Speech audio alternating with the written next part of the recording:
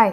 हमारे बहुत सारे व्यूअर्स जो प्रेगनेंसी के लिए ट्राई कर रहे हैं हमें कमेंट सेक्शन में अक्सर एक सवाल पूछते हैं कि क्या हमारी प्रेगनेंसी थायराइड की वजह से तो नहीं आ रही है, और अपनी कुछ कुछ रिपोर्ट्स शेयर करते हैं जिसमें T3 की वैल्यू होती है, T4 की वैल्यू होती है, TSH की वैल्यू होती है।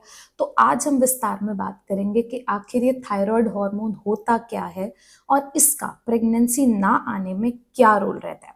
तो देखो, थायराइड ग्लैंड जो होता है बाकी हार्मोनल ग्लैंड की तरह ही हमारी बॉडी में कुछ केमिकल सिक्रीट करता है जिसको हम कहते हैं थायराइड हार्मोन। तो थायराइड हार्मोन T3 और T4 की फॉर्म में होता है। तो दो तरीके का एक थायराइड हार्मोन रिलीज होता है और एक थायराइड ग्लैंड नेक में प्रेजेंट होता है।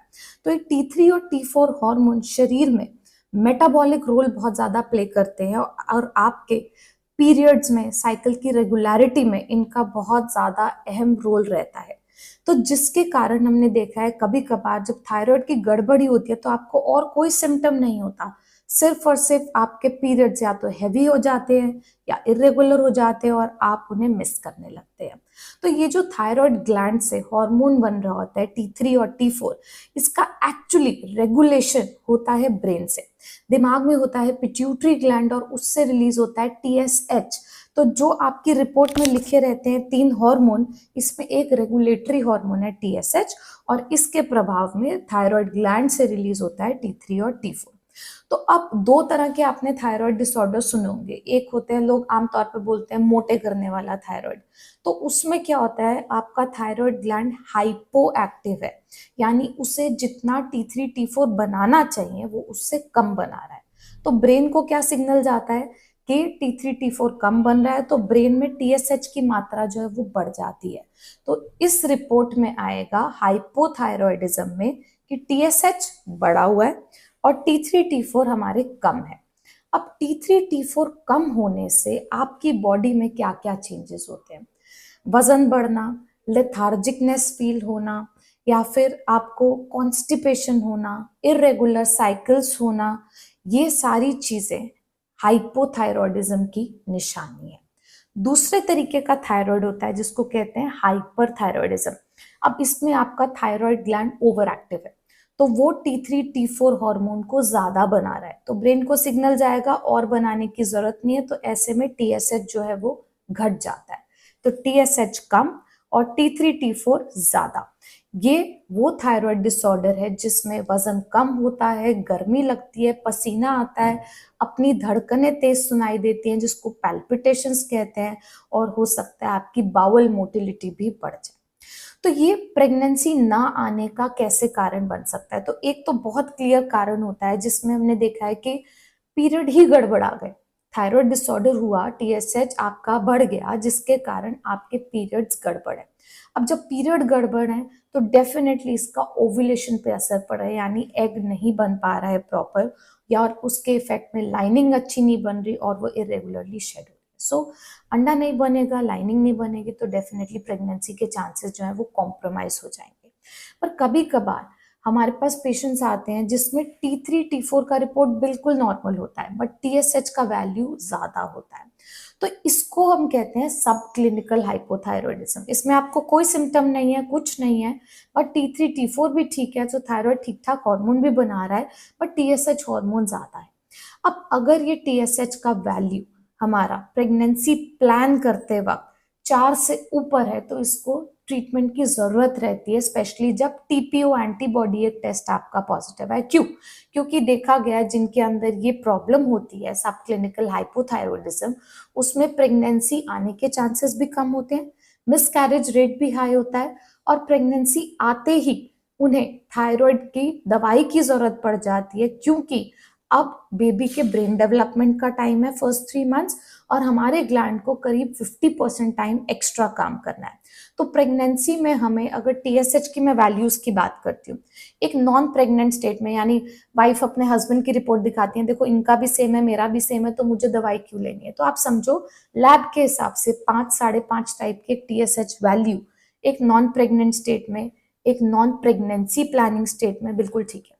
अगर आप प्रेगनेंसी प्लान कर रहे हैं, it is preferably should be less than 4। सो हो सकता है एक छोटी सी डोज में आपको थायराइड की मेडिसिन 12.5-25 टाइप का कोई डोज एडवाइस किया गया हो, इसके लिए परेशान मत हो। और एक बार जब प्रेगनेंसी आ जाती है तो फर्स्ट 3 मंथ्स के लिए टीएसएच की कट ऑफ होनी चाहिए लेस देन 2.5। तो आप देखिए, जहां हम 5 साढ़े 5 से शुरू हुए थे, पहले 3 महीनों में टीएसएच के लेवल्स 2.5 से कम होने चाहिए। तो हम वो पेशेंट्स पिकअप कर पाते हैं जिनके ऑलरेडी लेवल टीएसएच के ज्यादा है, सब क्लिनिकल हाइपोथायरॉयडिज्म है, उनको पहले ही दवाई स्टार्ट कर देते हैं ताकि जो भी बच्चे पे प्रभाव पड़ना है थायराइड की कमी से वो ना पड़े और मिस कैरेज के चांसेस कम रहे और प्रेगनेंसी आना इजी हो जाए। अब ये बहुत कॉमन डाउट रहता है कि क्योंकि मेरे थायराइड का डिसऑर्डर था मैम, और मैं 12.5 या 25 माइक्रोग्राम की डोज ले रही थी थायराइड की दवाई की, तो क्या ये कारण तो नहीं कि प्रेगनेंसी नहीं आ रही है?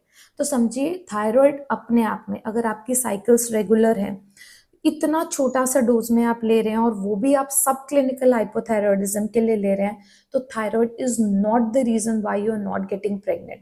और ना ही कभी आईवीएफ फेल होता है अच्छे एम्ब्रियोज डालने पे, अच्छी लाइनिंग में, तो थायराइड को ब्लेम करना चाहिए। देखो, मेटाबॉलिज्म पे ओवरऑल हेड टू टो फर्क जरूर पड़ता है, बट ये दोनों ही सूरतें, प्रेगनेंसी ना आना अपने आप या आईयूआई या आईवीएफ फेल होना, इसमें सक्सेस रेट जो है वो 100% वैसे भी नहीं होते। तो हमें बाकी कारणों को एक्सप्लोर करना चाहिए rather than worrying about thyroid और थायराइड की क्या वैल्यू है। और एक बार आप अगर थायराइड की दवाई स्टार्ट करते हैं तो ये नहीं कि जो डोज चल रही है वही चलती रहेगी। देखिए, जैसे जैसे आपका वजन बढ़ता है तो वैसे वैसे आपकी रिक्वायरमेंट भी हो सकता है बढ़ जाए। तो कीप अ चेक कि आप एवरी 6 to 8 वीक्स अपने थायराइड लेवल्स को कराएं ताकि पता चल पाए कि थायराइड की रिक्वायरमेंट डोज की बढ़ाने की जरूरत तो नहीं है।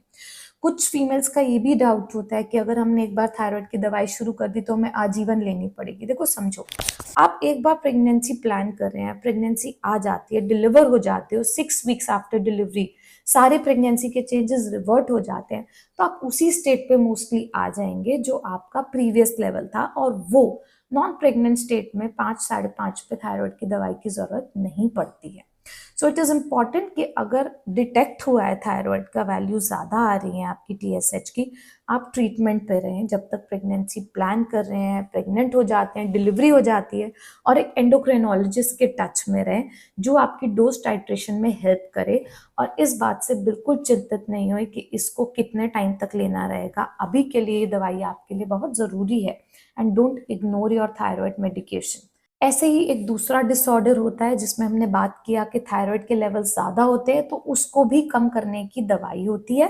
तो बेटर रहेगा कि आप एक एंडोक्रिनोलॉजिस्ट से मिले with N abnormal thyroid report और अपना ट्रीटमेंट नियमित रूप से लें। अगर आपके और कोई सवाल है प्रेगनेंसी ना आने से संबंधित, या और कोई हार्मोन के बारे में जो आप जानना चाहते हैं, या कोई ऐसा टॉपिक जो आप सोचते हैं जिस पे हमें वीडियोस बनानी चाहिए, तो हमें कमेंट सेक्शन में जरूर पूछे। We would be happy to help you. Thank you.